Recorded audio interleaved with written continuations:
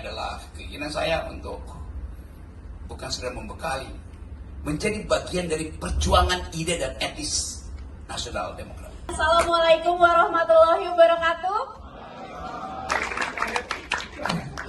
Semua itu tinggal tunjukkan itu orchid ya. Nah, itu circle-nya Rocky. Semoga ini kali pertama kakak Rocky kesini ya. Semoga ide-ide kakak Rocky memang jauh di mata tapi dekat. Bukan hanya di hati, di aksi. Kalau hati aja kan nggak manifest. Yang kedua, kepemimpinan itu harus basisnya kepemimpinan ide. Kalau nggak dungu semua kita dianggap ini. Nasdem ini dibangun dengan pendekatan yang scientific approach gitu. Jadi tidak hanya gagasan tapi berbasiskan waktu itu 1 Juni 2010 kami melakukan simposium nasional untuk kemudian meletakkan kalau Indonesia itu dibangun melalui perbenturan ide di sidang BPUPKI, Orde Baru meletakkan melalui seminar Angkatan Darat 1 dan 2. Reformasi lahir cuma dari kedongkolan, dari kegelisahan, dari keresahan, tapi tidak ada gagasan yang benar solid untuk kemudian Indonesia dalam wajah yang salah satu buku yang luar biasa. Beginilah selayaknya seorang pemimpin lahir. Dia memiliki pamflet perjuangannya, dia memiliki garis perjuangannya, dan ini lahir ketika Indonesia baru merdeka 2 bulan, di mana seorang Syahrir menandaskan bahkan menggarisbawahi secara tegas perkara negara bangsa tidak ada sangkut pautnya dengan perkara yang emosional, sentimental, itu nggak ada. Kita bisa melihat kalau spiritnya Renaissance itu Copernicus menggabung didapuk untuk jadi presiden. Secara sukarela dia mengatakan enggak, kasih Soekarno, dia lebih di populer di mata rakyat. Walaupun Soekarno dianggap sebagai kolaborator. Teman-teman, buku ini hadir benar-benar menunjukkan sebuah bagaimana perjuangan itu dipimpin. Jadi ini khasanah intelektual Marxian betul, karena di dalam buku ini Syahrir memulai dengan situasi yang global, yang objektif. Biasanya seorang intelektual Marxis itu meletakkan dialektika kondisi objektif dan subjektif itu dibedah secara mendalam. Dia memulai tentang bagaimana peta dunia pasca Perang Dunia Kedua. Ada kekuatan Amerika, ada kekuatan Soviet, dan ada kekuatan Inggris. Bagaimana kemudian kita bersikap? Lalu kemudian dia turunkan pada realitas subjektif di dalam negeri. Bagaimana masih banyak juga punya jejak panjang untuk nyiapin reformasi. Nah, makanya saya kepikiran ini forum yang penting sekali. Mudah-mudahan kita semua mendapat insight yang betul-betul bagus dengan pancingan dari buku yang luar biasa, atau pamflet ya tadi ya, pamflet dari orang yang gelisah sepanjang waktu untuk ini arahnya Indonesia kemana ya. Nah, masih keleleran kalau orang Jawa ya, ketinggalan pas isi buku dan juga kemudian isinya apa, insight-nya apa. Tapi saya punya kewajiban ya untuk mancing beliau berdua agar kemudian konvergen gitu arahnya kemana. Saya ingin menganalogikan suasana yang mengganggu Syahrir pada waktu itu seperti situasi kita pasca reformasi ya. Jadi ada revolusi ya, Syahrir delek-delek gitu. Nah, kita juga kayak gitu kan sekarang. Zaman sudah merdeka, kita punya elit yang membebaskan pada waktu itu pemikirannya, gagasannya. Nah, elit sekarang kok penikmat kekuasaan ya kan, pusing ya kita. Terus kemudian juga ada belum ada pemilu pada waktu itu, tapi kita punya pemilu prosedural doang ya. Dan kemudian para aktivis sekarang malah bikin kartel. Kemudian juga para elit sekarang malah menggunakan situasi kayak gini. Kalau kita kaitkan di zamannya Syahrir yang seperti itu dan pada saat ini, kira-kira kalau mau nulis buku seperti Syahrir itu isinya apa gitu ya. Silakan. Oke, terima kasih Kak Eva. Dan Eva tadi menyebutkan ini forum. Forum itu lebih luas dari partai. Sama seperti ide, lebih luas dari anggaran dasar. Nasdem adalah ide, Nasdem adalah forum. Sultan Syahrir memutuskan untuk menghidupkan forum akademis junto etis. Karena itu dia nggak peduli. Partainya kecil banget tuh PSG itu. 5 kursi cuma dapat. Partai kecil, tapi dia sebut ini partai kader. Tidak perlu besar tuh. Jadi dia fokus pada kaderisasi untuk menghasilkan kader. Itu PSI zaman dulu ya. Kalau zaman sekarang dia nyolong kader orang lain.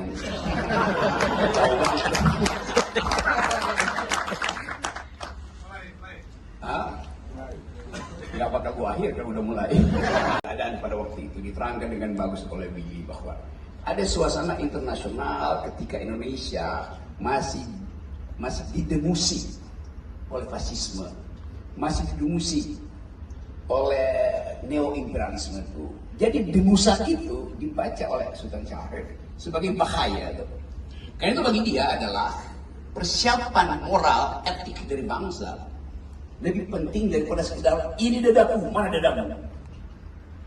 Konyolnya di situ. Indonesia butuh waktu untuk keluar dari jebakan feodalisme, dari jebakan mental fasistis. Saya lanjutkan sedikit yang diterangkan oleh Willy. Kita dari periode kira-kira ketika Bung Karno, Bung Hatta, Bung Syahrir diekstradisi oleh Belanda, ada yang ke Banda Neira, ada yang ke Bengkulu, ada yang ke Nusa Ovendigul, ada yang ke Flores, segala macam itu. Itu periode dari tahun 30-an sampai kira-kira mulai 42-an.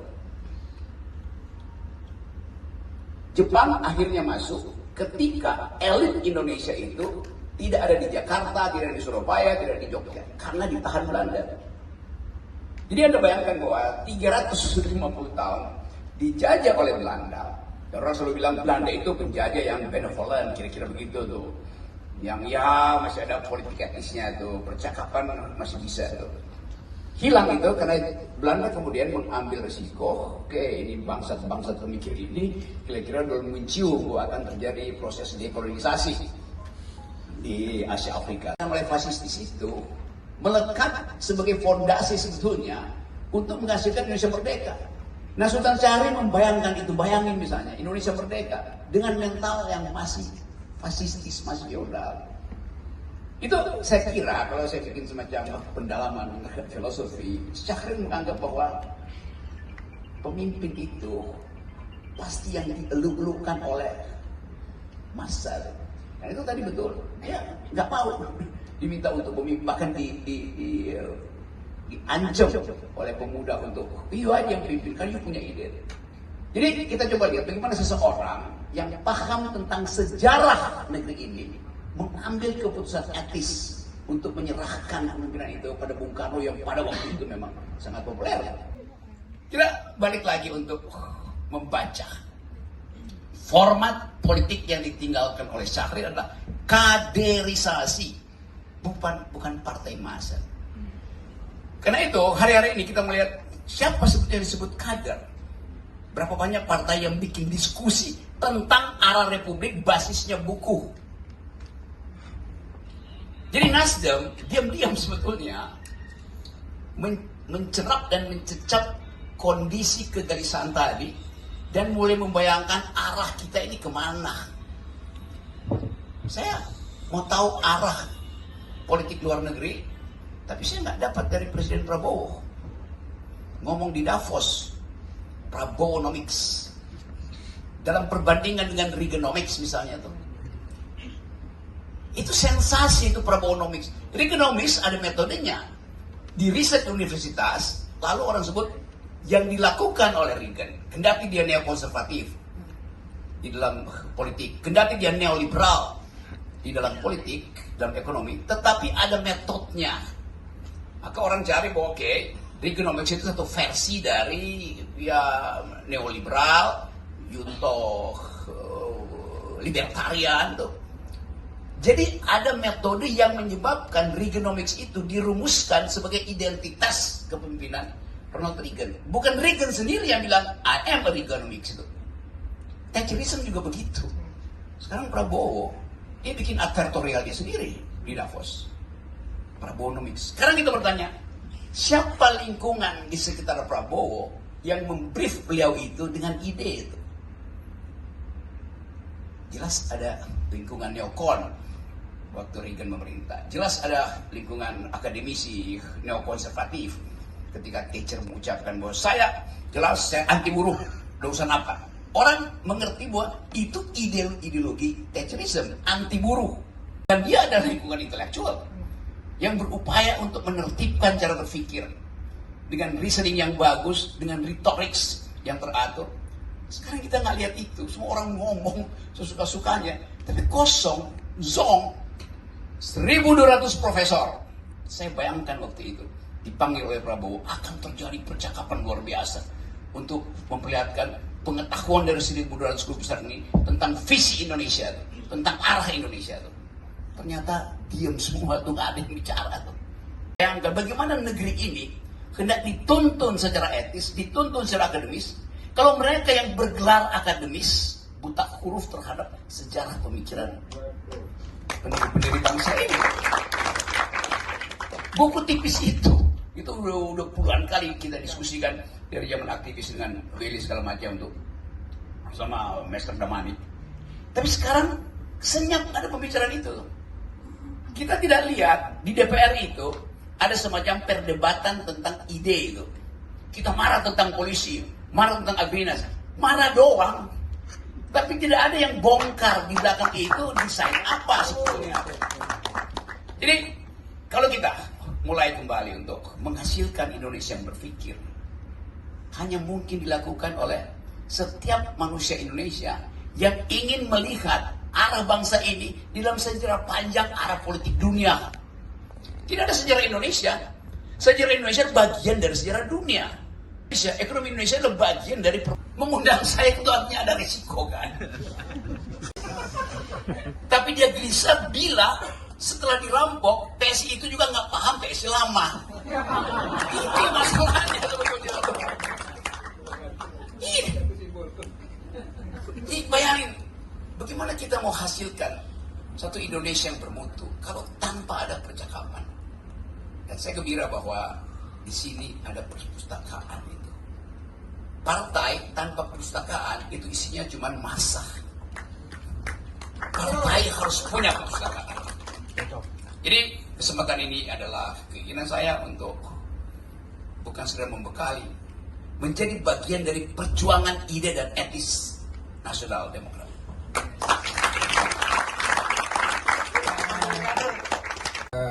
Terutama kepada teman-teman Nasdem dan tentu saja kepada panitia. Saya sudah siapkan bahan, tapi saya kira nanti biar dibagi aja, nggak usah dipresentasikan di sini kan. Saya lebih senang untuk menjawab satu pertanyaan. Tapi untuk pada situasi itu, memang ya dia punya privilege yang berbeda dengan lain. Ya ibunya bukan seorang berpendidikan formal, tapi udah baca sastra-sastra yang itu produk Renaissance. Ya kan? Jadi dididik sejak bayi ini oleh ibu yang seperti itu. Etik saya mengatakan Syahrir sebetulnya lebih menduluannya rasio dulu. Jadi apapun itu etik itu dia akan persoalkan tuh dari rasionya. Makanya kalau kita lihat sejarah pemikirannya, dia ini berdebat dengan banyak sekali pemikiran, bukan hanya dengan orang, tapi dengan pemikiran yang kadang-kadang dia kagumi. Rosa misalnya dikaguminya, tapi kan Rosa akhirnya dari Partai Sosial Demokrat kembali ke Partai Komunis. Sementara dia tetap kukuh dengan Partai Sosialis. Jadi dia Korsky, dia Trotsky dan macam-macam. Dia orang semua. Tapi kan ini kan anak yang memang sejak kecil ini dibimbing oleh orang tua, bapak jaksa, bangsawan ya. Tapi menarik juga, dia tidak pernah mengedepankan kebangsawanan. Jadi kalau mau mencetak orang-orang cerdas, termasuk Syahrir, udah pemimpinnya tetap Soekarno karena pasukannya buntutnya banyak kan gitu ya. Tapi aku yang pemikir aja. Jadi saya senang ketika membaca pengantar dari Romo Mangun ya, Romo Mangun. Romo Magnis. Romo Mangun ya. Romo Mangun menyebut dia triumvirat de facto ya, karena mencoba menengahi antara Soekarno yang meledak-ledak, Hatta yang pendiam, tapi kemudian dia mengoprak-oprak ya, jangan diam, jangan ikut revolusi, kan dia nggak mau juga ya, NKRI sampai mati kan nggak mau dia ya. Merdeka atau mati, merdeka harus hidup gitu kan ngomongnya, merdeka atau hidup gitu. Nah, saya undang Mbak Upi ya sebagai representasi ibu ini, bagaimana merespon. Senang sekali bisa, dan juga Mbak Eva, maaf. Tadi juga terima kasih untuk sambutan dari Pak Bung Willy Aditya. Saya senang sekali bisa terus terang Syahrir, walaupun dia merupakan Perdana Menteri pertama yang merangkap sebagai Menteri Dalam Negeri dan Menteri Luar Negeri di usia 36 tahun, itu banyak atau kurang dikenal oleh masyarakat, terutama generasi muda sedihnya. Walaupun di kalangan tertentu masih ada yang melakukan pembahasan, tapi banyak sekali yang sering kali tertukar, oh yang penulis buku banyak terkembang ya. Tapi sekarang pakai Arif Syabana ya. Kemudian waktu pernah ada perayaan undangan untuk kegiatan, Papa udah nggak bisa bicara saat itu. Tapi itu benar-benar satu saat di mana saya ingat secara detail. Kadang-kadang tidak lain dari perjuangan kita untuk mendapat kebebasan jiwa bangsa kita. Kedewasaan bangsa kita hanya jalan untuk mencapai kedudukan sebagai manusia yang dewasa bagi diri kita. Oleh karena itu, kita sebagai bangsa yang percaya pada kehidupan, percaya kepada kemanusiaan, berpengharapan kepada anak muda sekarang dalam berpolitik ya, mereka cenderung ke arah pragmatis sekarang. Bukan intinya bukan pada dialektika lagi, bukan pada intelektualitas lagi, tapi arahnya sudah mengolah sedikit.